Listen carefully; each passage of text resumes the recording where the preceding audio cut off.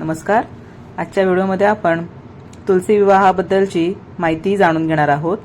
तर यावर्षी तुलसी विवाह कोणत्या तारखेला आहे, तुलसी विवाह का साजरा केला जातो, तुळशीचे लग्न दरवर्षी का लावून दिले जातं, हे सगळं आपण या व्हिडिओमध्ये पाहणार आहोत.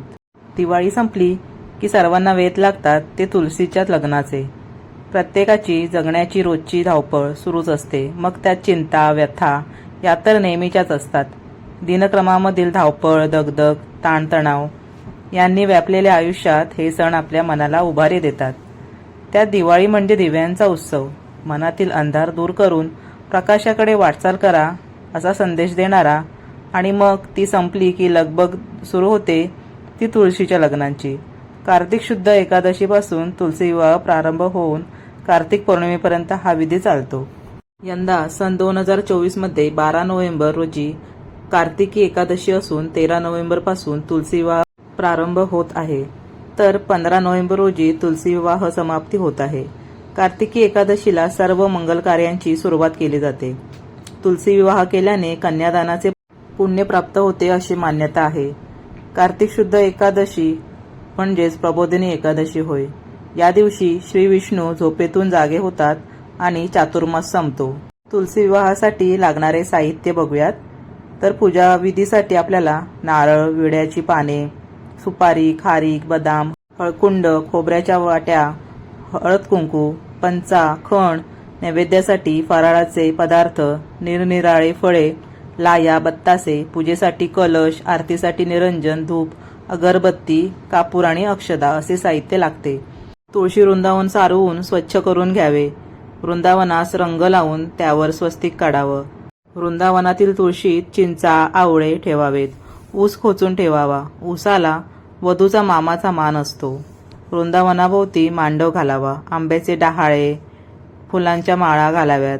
वृंदावनाभोवती सुंदर रांगोळी काढावी. आता तुम्ही बघू शकता की ही जी पूजा मांडणी आहे किंवा तुळशी विवाहाची जी तयारी आहे ते कोकणामधील आम्ही तुळशीचे लग्न कसे लावतो त्याची पूर्ण तयारी तुम्ही बघू शकता. कलश मांडणी केलेली आहे आणि नवरा नवरी तुळशीमध्ये उभे केलेले आहेत. तर व्हिडिओमध्ये तुम्ही बघू शकता नवरा नवरी जे तयार केलेले आहेत ते केळीच्या खोडाचे जे साल असते त्यापासून नवरा नवरी तयार करण्याची पद्धत आहे. आणि त्यांना मुंडावळ्या म्हणून झेंडूची फुले अडकविली जातात. तसंच नवरा नवरीला हळदीच्या पाण्यामध्ये भिजवलेलं पांढऱ्या रंगाचे कापड गुंडाळले जाते वस्त्र म्हणून. तुम्ही बघू शकता इथे व्हिडिओमध्ये. आणि त्यांना डोळे वगैरे काढलेले आहेत, ओठ काढून त्यांना सजवलेलं आहे. आता ह्या तुलसी विवाहाच्या ज्या पद्धती आहेत त्या पूर्ण महाराष्ट्रामध्ये किंवा पूर्ण भारतामध्ये राहता त्या ठिकाणी वेगवेगळ्या असू शकतात. प्रत्येकजण आवडीप्रमाणे आणि हौस म्हणून तुळशीला सजवण्याचा प्रयत्न करत असतात. काही जण तुळशीच्या रोपट्याला साडी देखील नेसवतात. तुळशीला नवरीसारखे सजवण्यात येते. तुळशीची गौरीप्रमाणे पूजा करतात. तिला साडी, चोळी, नथ, सोन्याचे दागिने घालतात. सोन्याचे मंगळसूत्र, चांदीची जोडवी, खणा नारळाने ओटी भरतात. तुळशीला नैवेद्याचे गोड पदार्थ दाखविले जातात. तसेच नवरा नवरीच्या मध्ये अंतरपाठ धरून मंगलाष्टक म्हणून त्यांचा विवाह संपन्न केला जातो.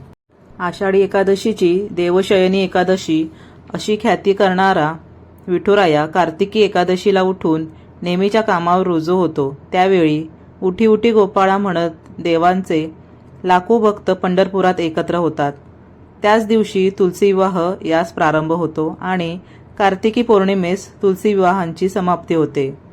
तुळशीला आपली लेक म्हणवायची लोकपरंपरा आहे. अजूनही अनेक ठिकाणी मोठ्या कौतुकाने बाळकृष्णांसोबत तिचं लग्न लावून दिलं जातं. तुळस हे दिसायला छोटे रोपटे असले तरी भारतीय संस्कृती व परंपरांमध्ये तुळशीला अनन्यसाधारण महत्त्व आहे. तुळस विष्णुप्रिया किंवा हरिप्रिया असेही संबोधले जाते. तुळस अर्पण केल्याशिवाय केलेली विष्णूची पूजा व्यर्थ ठरते असे पद्मपुराण सांगते. तुळशीची मंजिरी सर्व देवांची प्रतिनिधी मानली जाते. तुळस आरोग्याच्या दृष्टीने अतिशय महत्त्वाची मानली गेलेली आहे.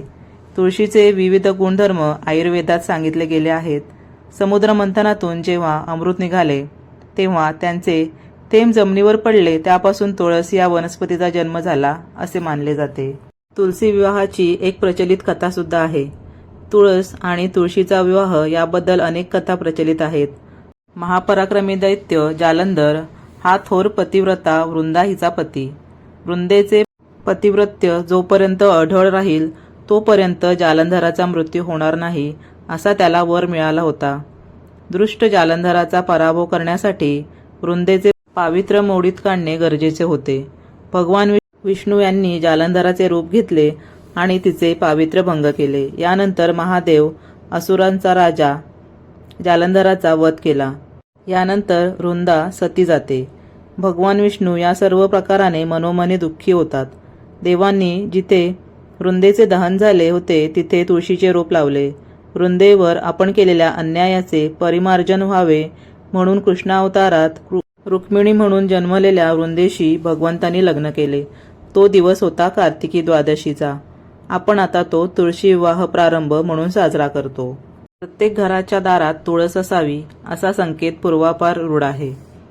तुळशीला प्रदक्षिणा घालावी, तुळशीच्या लाकडाचे मणी करून त्यांची माळ गळ्यात घालावी इत्यादी अनेक मार्गांनी तुळशीला आपल्या दैनंदिन जीवनात सामावून घेतलेले आहे. तुळस अनेक रोगांवर गुणकारी औषध म्हणून वापरली जाते. वातावरणातील दूषित हवा शुद्ध करण्याच्या प्रभावी गुणात तर यासम हीच आहे. त्वचारोगावर रामबाण, रक्तशुद्धीकरणासाठी गुणकारी अशी तिची अनेकविध प्रकारची सद्गुण संपदा आहे. म्हणूनच आपल्या पूजेत तिला अनन्यसाधारण महत्त्व दिले जाते. तर एकूणच तुलसी विवाहाबद्दल थोडक्यात म्हणावे तर तुळशीला नवीन वस्त्र पांघरले जाते, त्यावर मांडव म्हणून उसाची खोपट ठेवली जाते. पूजेचे उपचार समर्पण करून विष्णूला जागे करतात. त्यानंतर बाळकृष्ण व तुळस या दोघांमध्ये अंतरपाठ धरून मंगलाष्टके म्हणून त्यांचा विवाह लावला जातो. त्यानंतर तुळशीचे कन्यादान केले जाते. नंतर मंत्रपुष्प आणि आरती केली जाते. तर आजच्या व्हिडिओमध्ये आपण तुळशी विवाहाबद्दलची पूर्ण माहिती पाहिली, कथासुद्धा ऐकली. ही संपूर्ण व्हिडिओ तुम्हाला कशी वाटली ते मला नक्की कमेंट बॉक्समध्ये सांगा. व्हिडिओला लाईक, शेअर, कमेंट नक्की करा. चॅनलवरती नवीन असाल तर चॅनलला नक्की सबस्क्राईब करा. आणि हो, बेल आयकॉनचे बटन नक्की दाबा. त्यामुळे तुम्हाला चॅनलवर नवीन अपलोड केलेले व्हिडिओंचे नोटिफिकेशन येत जाईल. तर हा व्हिडिओ मी इथेच संपवते. सगळ्यांचे धन्यवाद.